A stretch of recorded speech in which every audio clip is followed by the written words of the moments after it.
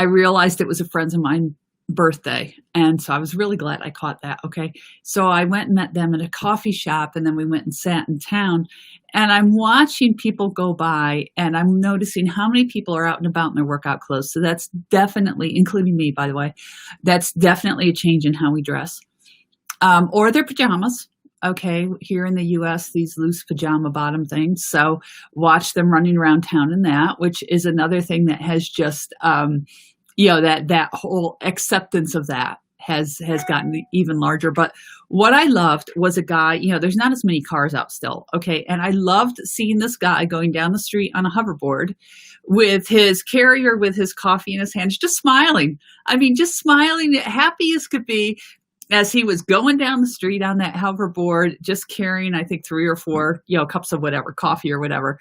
And so I was just like, oh my gosh, this is like too much fun sitting there. Cause I live out in the country. Okay. So I don't tend to go into town and just sit there and watch people, but that's what we were doing as we were chatting. Of course, we were watching the people. And so it was, that was fun. And then I ran a couple errands and I came back home, and as I've said, I've got some conferences coming up.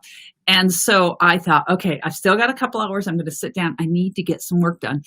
So I open up my computer, and my mail folder is gone, totally gone. And so I'm like, okay, this is annoying. On my keyboard, the space bar was not working correctly. So you couldn't, I'm a fairly fast typist. Okay. But when your space bar isn't working correctly, it doesn't matter how fast you type, because unless you're a hunt and peck, you're in trouble. Okay. And so I'm like, this is annoying. So I restarted it. I did this, that, and the other thing. And it took me that full 2 hours to get my computer going again so that it was working correctly. Found my mail file, got that put back. Have no idea why it decided to go missing in action. No idea whatsoever. But finally got it back, and so shut everything down overnight and opened it back up this morning, loaded everything back up, going, oh Lord, please, please, please, please let this be okay. I just, I don't have time for this. And everything so far was working well, except I go into this program that I used to do this, and the camera was gone. And I'm like, seriously, the camera's gone. So finally found that. But that's just, it's been one of those wild and wacky. But anyways, I did love watching the people in town. That was really, that was fun. That was fun. So anyways, hello, everyone. Today we're going to talk about 75 years worth of wages. What would you do? What would I do if I was handed 75 years of wages? What would you do? Okay, what would you do with that? And so, but there's some catches with that. So we're actually going to talk about the parable of the talents, and we're going to go, the whole story is Matthew 25:14-30, but I'm not going to read all of it because it would just be too long. And so we're going to really focus on the first part of it. And we're going to, we're just going to unfold that a little bit and give us a few points to ponder. And so it starts out verse 14. Okay. So it's Matthew 25:14. And it starts out, this is amplified. For it's just like a man who was about to take a journey, and he called the servants together and entrusted them with his possessions. To one he gave 5 talents, to another 2, and to another 1, each according to his own ability. And then he went on a journey. So I want to stop right there, and I want to point out a number of things. I had originally pulled this up in the Passion Translation, and they say, okay, that the first guy was given 5,000 gold coins, because we're really going to talk about him. And so again, most translations say talents, but here's the thing. We need to understand the amount of wealth that Jesus is talking about here. 1 talent was worth approximately 15 years' wages. So think about that. Most people in this culture in that day, they'd live day to day, okay? So to have even a year's wages saved up, that was huge. You were wealthy. But here we are with this, think of the extreme wealth that this man had, all this money that he could give away, because he could give the 75, years, the worth of 75, 5 talents to one man. And then when he's given another 2 talents, that's still 30 years. Okay. So add that together, and then you've got another one getting 1 talent, which is 15 years. So add that all together. That's a lot of wealth. Okay. That's a lot of money. But then this man's just like, okay, you handle this for me. No big deal. So it's important to understand when Jesus is talking about this, when he's telling this story, he's given this parable. A parable is always a teaching moment. There's something behind it. There's something that he's conveying. And so the thing is whether you were the servant who would receive the 5 talents or the servant who would receive the 1 talent, it was nothing to scoff at. Either way, it was a lot of money for people used to living day by day. It was extreme wealth. And so what we see here in this parable is the account of, you have this rich master, okay, who has all the wealth, so to say, okay. He is the top of the top 10, okay, of the most wealthy people. And so he's like, okay, I see potential in these servants, okay, I see something here. So I'm going to give them some of my wealth to handle while I'm away, and I'm going to see what they do with it. Think about the level of trust. Okay, we often talk about trusting God. Have we ever thought about how much he trusts us? That really got me this morning. How much God trusts me, how much he trusts you for what he's given us to handle, okay, on the face of this earth, okay? Because it goes, when we look at that, it's like, wait a minute, what has God given us? And that's a question. You can put it in the chat. What has God given me? What has God given me? Because like I said, whether it's a 5 talents, a 2 talents, or a 1 talent, it's extreme wealth. Okay, so when God goes and pours out his blessing on us, it is extreme. And we need to grab hold of that because it shifts everything. It shifts everything. Chris Valentin, and this is important because Chris Valentin had shared a message years ago that really stuck with me. And I'm just going to paraphrase how I remember it because I didn't go back and try to find it. But he really talks about mindsets, and he talks about the government housing and, how the thought is right, like to help people out, like, to go into the slums and to create government housing, that concept or that wanting to help is correct. However, if you put somebody in this, that you give them this home or this apartment, and you've pulled them out of the slum, but their mindset is that of a slum, then they're going to turn that apartment or that home, wherever you put them, they're going to turn it into a slum because that's become their identity. That's who they are. But if you take a king, he goes on, he says, if you take a king and you put them in the slum, they're going to turn the slum into a palace because there's such a big difference in the mindset. And so, that's huge. And actually, when I was in Kenya, as we were going to the airport, we went past one of the largest slums, actually the largest slum. It's outside Nairobi. I believe over 1 million people in it, if I remember correctly. And they had some housing that they had begun to build to try to get people out of the slums. And our driver was telling us that real quick that the Kenyan government realized what was happening, the same mindset that Chris was talking about, that you have to retrain and you have to change this mindset. And so that's so pivotal as we move forward with God. So again, think of the massive wealth that Jesus is using in this example. And so what would you be thinking if you were one of those servants called in and you were given all this money? Let's say you're the one who was given the 5 talents. I mean, it doesn't matter which one. It's extreme wealth, okay? You were given that. What would you be thinking? What would you do? See, I was thinking about this, and like, I know by nature we're more conservative. Mark and I are more conservative, and we actually had a huge, huge financial hit that we took, but that God used it to teach us a lesson. So my husband's an excavation contractor, and we have to buy big trucks, okay, big dump trucks. And years ago, we bought one from California, had it shipped in. It was a dream, okay? Everything went wonderful. So when we needed another truck, there was no hesitation with doing that again, okay, with finding one in, someplace else and having it shipped in, because there was nothing at that point around here. And so we went and had this truck shipped in. The thing was, as honest as the first seller was, this seller was a snake. They were totally dishonest, okay? And really, when that truck arrived, we should have refused delivery, and we should have eaten a couple $1,000 delivery cost and just set it back. But we didn't. Okay, we didn't, because of this mindset. Okay, that this was all we could afford. This is what we needed to do. So the longer Mark worked on that truck, the more things we found out were wrong with it, and the more money it cost us, and it became this huge, huge money pit. And so we went back and forth between, do we finish what we started and get this truck on the road so we can use it?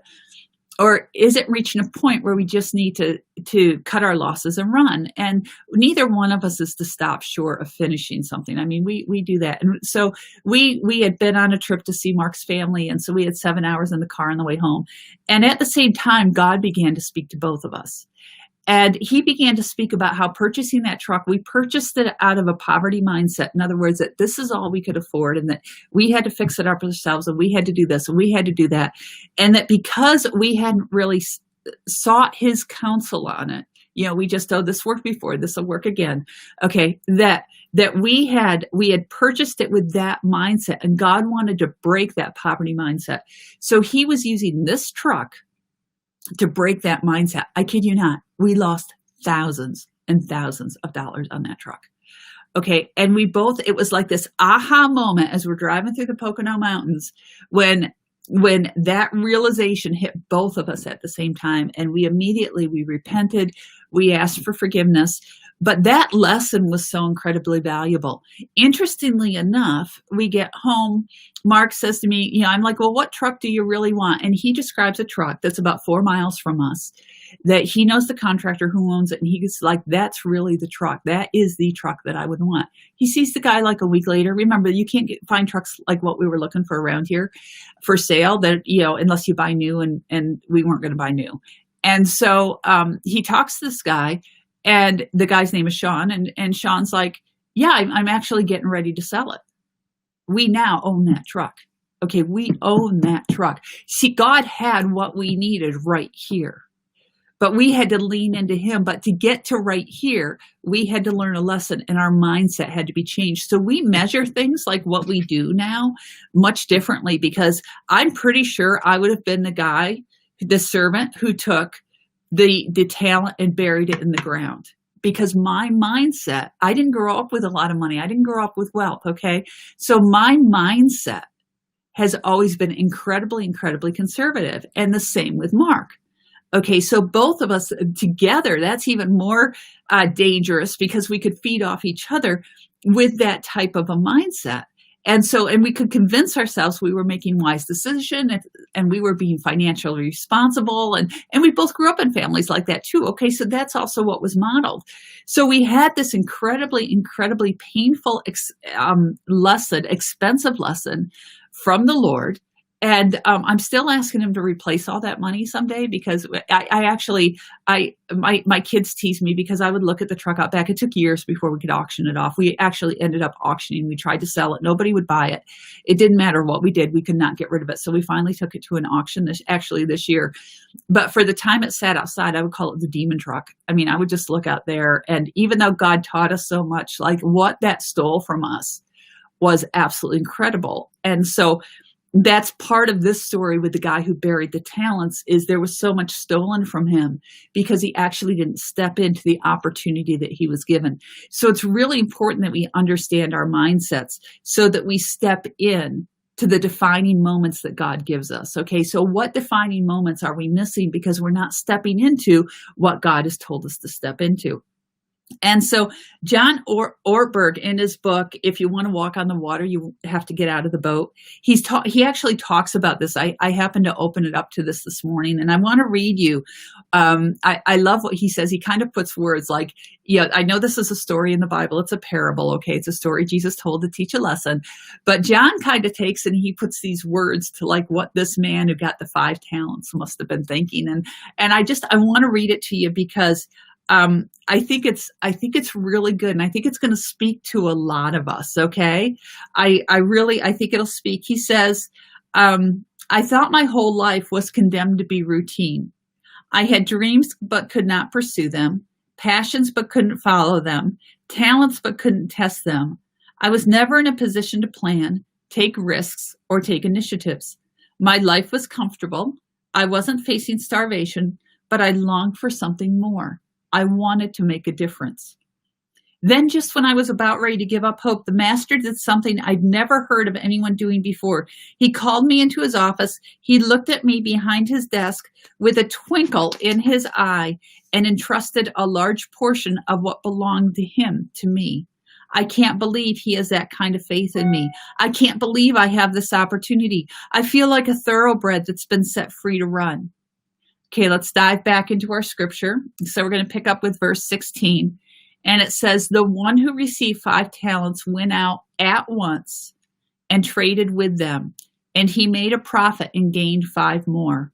Likewise, the one who had 2 made a profit and gained 2 more. But the one who had received the 1, he went and dug a hole in the ground and hid his master's money. I looked at this and I'm like, okay, the one who received the 5 talents went out at once. It's interesting that he went right to work at what the Lord had, I'm going to take this now. Remember, it's a parable. It's a teaching moment. When God gives us something, when he pours out his extravagant wealth on us, what do we do with it? Do we go out at once or do we call a committee meeting? I've been involved in churches all my life, and I swear there's so many times when God would pour out something, some sort of blessing, some sort of gift, something, talents that God was saying, I want you to use this in this place where I have planted you, and I want you to use it, and I want you to run with it. And they'd have to call a committee meeting to decide if it was really God who was giving this and how we're supposed to do it and how we're supposed to run with it. And there's times and places for that. But there's also times and places where we have to go and we have to immediately step into that moment. Like I said, as I shared with you our story about the trucks, the first truck that we had shipped from California, so from the other side of the nation, we live on the East Coast, so we had it shipped from the West Coast. It was a dream. It was perfect. It was wonderful. It was such a blessing. But when we went back to do that the second time, God had to use it to teach us a lesson. All right. So, here we have to know the times and the seasons, but we have to be willing when God pours out these gifts to understand that they're given to us to actually be used and not to be buried in the sand. And that's really, really, really important. So just say immediately, because we have to recognize in that moment, we need that discernment in that moment to immediately, Lord, what do I do with what you are giving me?